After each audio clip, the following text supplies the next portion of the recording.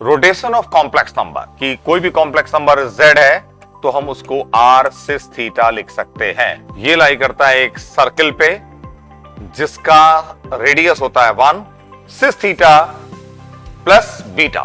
भाई i का जो मॉडुलस है वो 1 होगा तो ये एंगल थीटा होगा।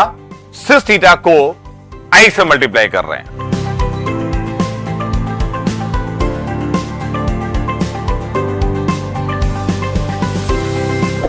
जो कॉम्प्लेक्स नंबर की एक सीरीज स्टार्ट की है मैंने और उसी में आगे बता रहा हूं आज रोटेशन ऑफ कॉम्प्लेक्स नंबर। और मेरा नाम है केसी जोशी, आईआईटी कानपुर से बीटेक किया है मैंने।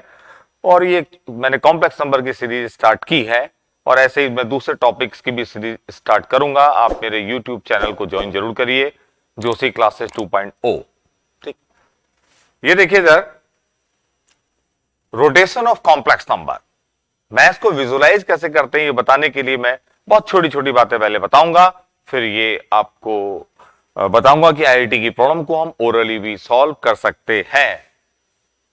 ठीक, तो रोटेशन ऑफ कॉम्प्लेक्स नंबर मैंने प्रीवियस लेक्चर्स में बताया था कि एक तो ये बात कि कोई भी कॉम्प्लेक्स नंबर z है तो हम उसको r सिस थीटा लिख सकते हैं। Trigonometrical form, r is the modulus और theta is argument.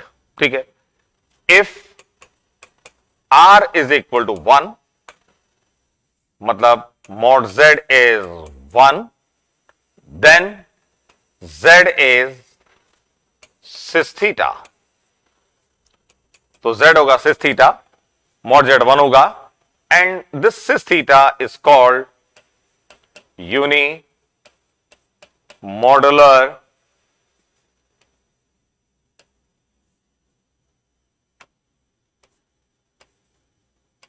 यूनिमॉडुलर complex number. इसको हम लोग यूनी मॉडुलर कॉम्प्लेक्स नंबर बोलते हैं। यूनी मतलब जिसका मॉडुलस 1 है।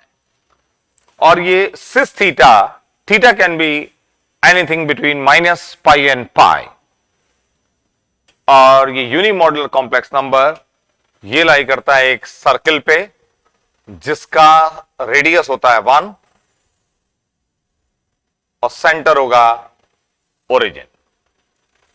देखिए इधर ये रियल एक्सिस, ये imaginary axis, origin 1 -1 i -i। ठीक, तो z इस सर्किल का रेडियस 1 है तो z अगर यहां पर होगा, z मतलब सिस थीटा, तो इसका मॉडुलस मतलब इसकी ओरिजिन से डिस्टेंस क्या होगी 1, क्योंकि सर्किल का रेडियस क्या है 1। तो जितने भी यूनिमॉडुलर कॉम्प्लेक्स नंबर होंगे they will lie on the circumference of the unit circle. इस यूनिट सर्कल के सर्कमफ्रेंस में लाई करेंगे यूनी मॉडुलर कॉम्प्लेक्स नंबर। ठीक है, अब देखिए जैसे वेक्टर को रोटेट करते हैं वैसे कॉम्प्लेक्स नंबर को भी रोटेट कर सकते हैं। बिल्कुल कॉम्प्लेक्स नंबर भी वेक्टर की तरह बिहेव करता है। और मैंने प्रीवियस लेक्चर्स में बताया था आपको कि cis theta into cis beta is equal to cis theta plus beta. ये बताया था मैंने, प्रूफ भी किया था, और जिन्होंने नहीं देखा है वो मेरे प्रीवियस लेक्चर्स को देखें। सिस थीटा प्लस बीटा। अब आप एक चीज देखिए, ये मान लिया यूनिट सर्कल, ये real axis, imaginary axis, 0 1 -1 i -i। भाई i का जो मॉडुलस है वो 1 होगा तो देखिए इस पॉइंट की डिस्टेंस भी ओरिजिन से क्या 1, तो i का मॉडुलस 1, i की डिस्टेंस ओरिजिन से वो उसका मॉडुलस होगी और क्या होगा 1। सपोज ये सिस थीटा है पॉइंट,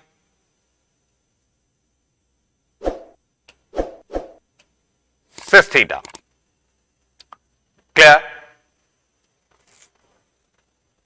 अब अगर ये एंगल बीटा हो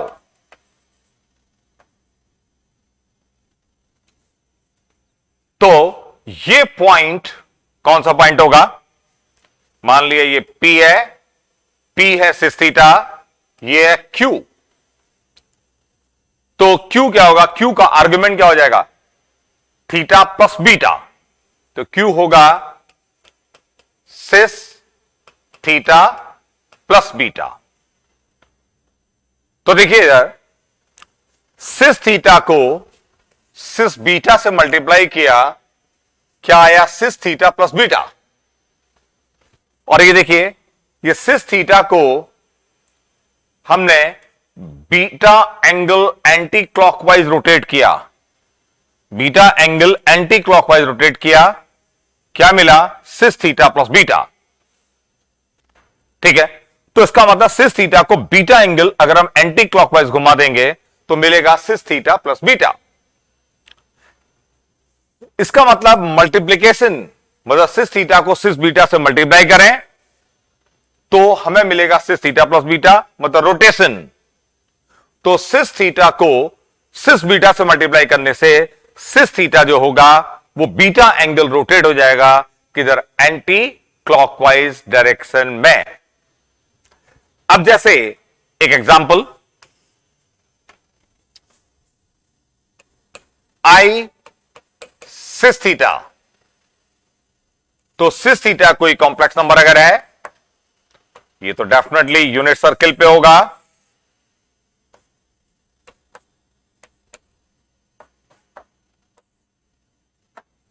मान लिया सिस थीटा ये है,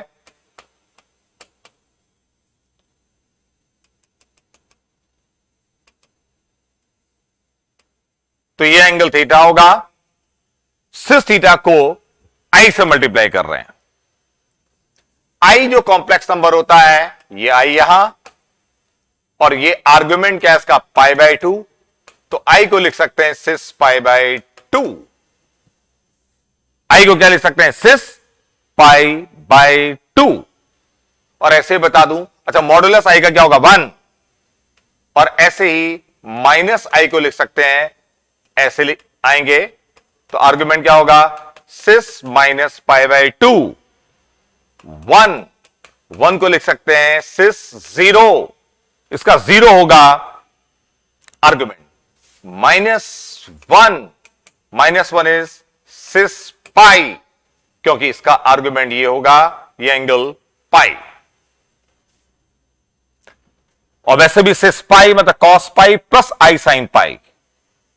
कॉस पाई की वैल्यू रखिए और साइन पाई की वैल्यू रखिए, देखिए क्या आएगा? -1। ठीक है, कॉस पाई -1, साइन पाई 0, तो ये आ जाएगा -1। ऐसे ही cis pi by 2, cos pi by 2 plus i sine pi by 2, cos pi by 2 की वैल्यू रखिए, क्या होती है cos pi by 2? 0, sine pi by 2 1, तो आई आएगा। तो देखिए सिस थीटा को आई सिस थीटा से आई से मल्टीप्लाई कर रहे हैं, तो आई मतलब हुआ सिस पाई बाय 2। क्लियर? तो सिस थीटा को आई से मल्टीप्लाई किया तो आया, तो क्या होगा? सिस पाई बाय 2 से मल्टीप्लाई कर रहे हैं, तो सिस थीटा को सिस बीटा से मल्टीप्लाई करते हैं, तो सिस थीटा एंटी क्लॉकवाइज डायरेक्शन में रोटेट होता है, कितने एंगल से? बीटा। तो यहां बीटा कितना है? पाई बाय 2। तो ये रोटेट हो जाएगा कितने एंगल से? पाई बाय 2। ऐसे ये पाई बाय 2 एंगल से रोटेट हो जाएगा। यहां पर जो होगा वो सिस थीटा इंटू आई, या सिस थीटा इंटू सिस बीटा, ये होगा। तो आई सिस थीटा यहां पर होगा। ठीक है, तो आई सिस थीटा एक कॉम्प्लेक्स नंबर होगा, ये यहां पर होगा, और आई सिस थीटा और सिस थीटा के बीच का एंगल कितना होगा? 90 डिग्री, पाई बाय 2 एंगल होगा। क्लियर है? तो कभी भी किसी कॉम्प्लेक्स नंबर को, अब जैसे मैंने सिस थीटा को मल्टीप्लाई किया सिस बीटा से, सिस थीटा को मल्टीप्लाई किया था किससे? सिस बीटा से। तो सिस थीटा रोटेट होगा कितने एंगल से? बीटा एंगल से, एंटी क्लॉकवाइज। अब ऐसे ही कोई भी कॉम्प्लेक्स नंबर ले लें z, और z को हम सिस बीटा से मल्टीप्लाई करें। अब ये z जरूरी नहीं कि यूनिक मॉडुलर हो, कोई भी इसका मॉडुलस कुछ भी हो सकता है। मान लिया ये z है, ये z है सपोज, ठीक है, ये इसको हमने सिस बीटा से मल्टीप्लाई किया तो ये बीटा एंगल रोटेट होगा,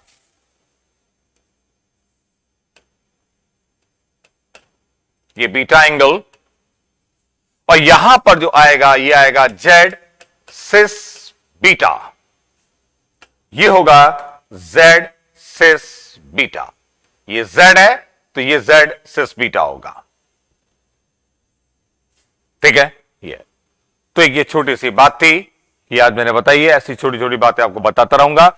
मेन पॉइंट ये, किसी कॉम्प्लेक्स नंबर को सिस बीटा से मल्टीप्लाई करोगे तो वो complex number anti clockwise direction में बीटा एंगल से रोटेट होगा। Okay, thank you.